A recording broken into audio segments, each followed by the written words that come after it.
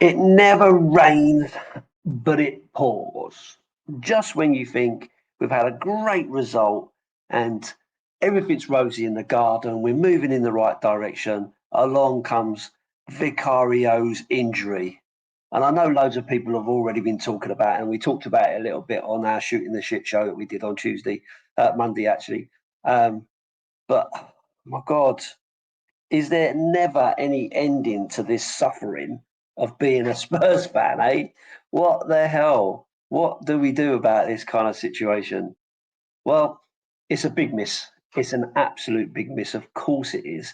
Your goalkeeper, unless you've got a really good backup that's kind of sitting on the sidelines, it's always going to be a real problem for you, for sure.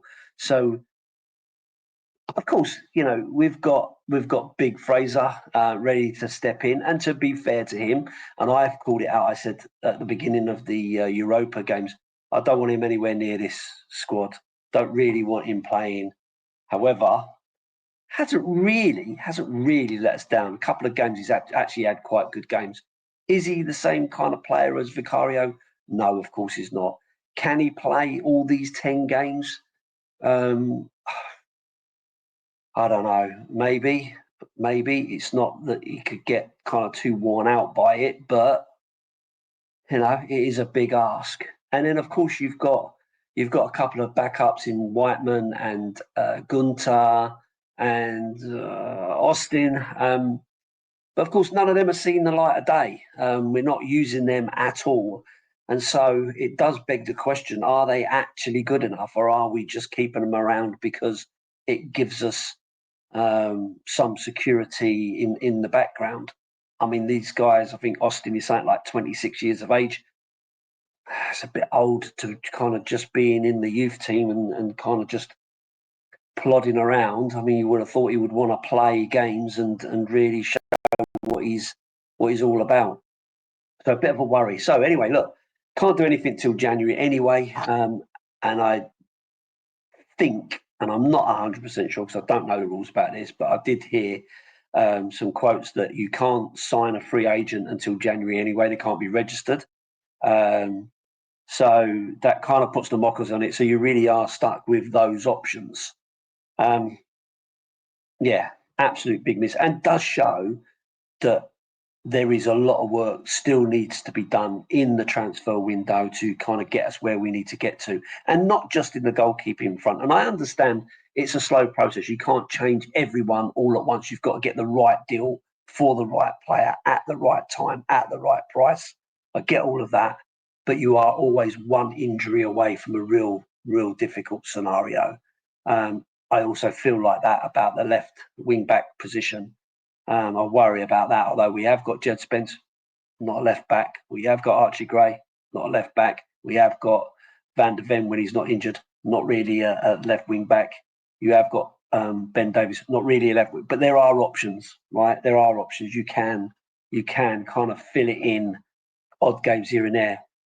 Goalkeeper, different gravy altogether. Different gravy altogether. Real worry, real problem, and one I'm not looking forward to seeing the outcome. But of course, what we've now got is the Roma game coming up on Thursday, and I think that probably Fraser Forster was going to be in there in the first place. So likely to come in, likely to play that game, and hopefully, if he has a good game and he plays well and feels good, we can all calm down just slightly and think, well, okay, look, maybe he can do a job. But difficult games come thick and fast. You've got Fulham to come, got Bournemouth to come, we've got Chelsea to come. So there is some big games in there very very quickly. Um, and we can't write off those teams. You can't write off Bournemouth because they've beat Arsenal and they've beat City. You can't write off Fulham, although they had a bad game at the weekend. But they've had good results. They've had good results against us, so we can't really write them off. And of course, Chelsea is Chelsea. They'll call White Hart Lane 3-point lane, which is really frustrating, really annoying. And we know what happened. We know what happened there last year, the start of all our woes. So yeah, really difficult time ahead. Couldn't come at a worse time for us. It does feel like we are cursed and that we have been doing it the hard way since 1882. It is just one of those things.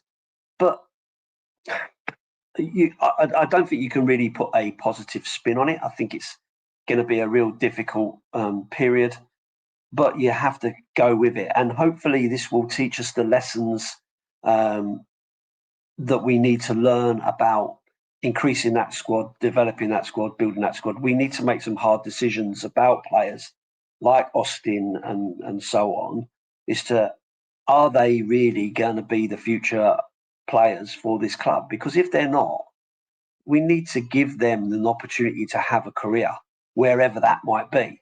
And if it's not at Tottenham, then we need to be honest enough with them to do that. Because if you can't trust them to even be the backup to the backup, that kind of worries me. That kind of worries me. But like I say, it's going to take time. You've got to build and get the right players at the right time and so on. So I'm going to be rooting for Fraser. I don't think he is a terrible goalkeeper. He's a good shot stopper. He's a big man.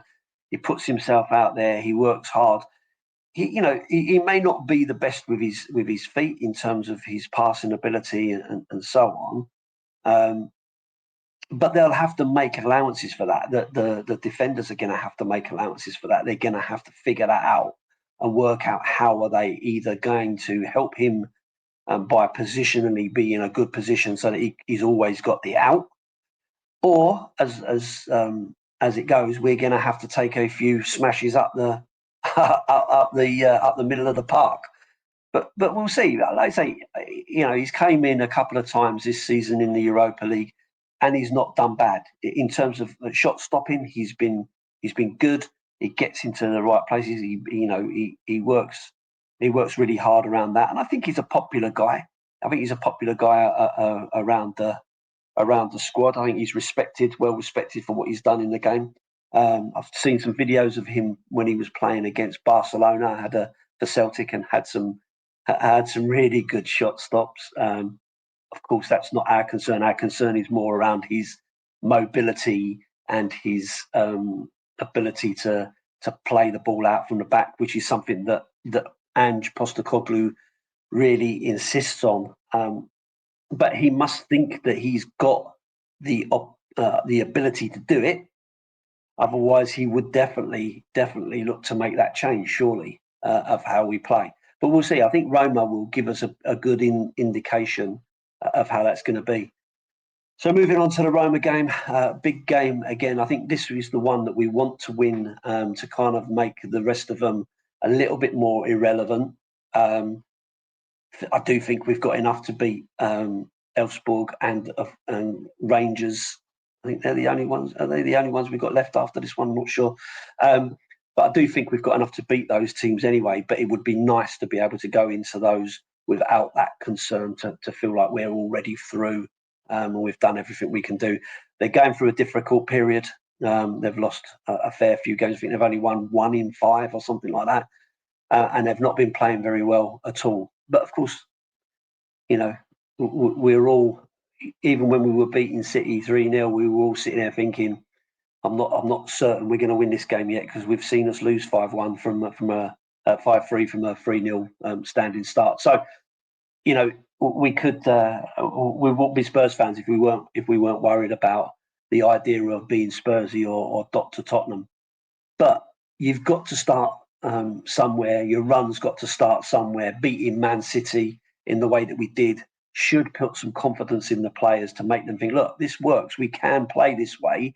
We need to put that effort in all the time. Because I think that's the only thing that's missing, is that in terms of consistency, we talk about consistency and all the rest of it, but the consistency has to be in terms of the level of performance rather than anything else. I think beating City in the way we did shows that Ange Postecoglou's way of playing football can work.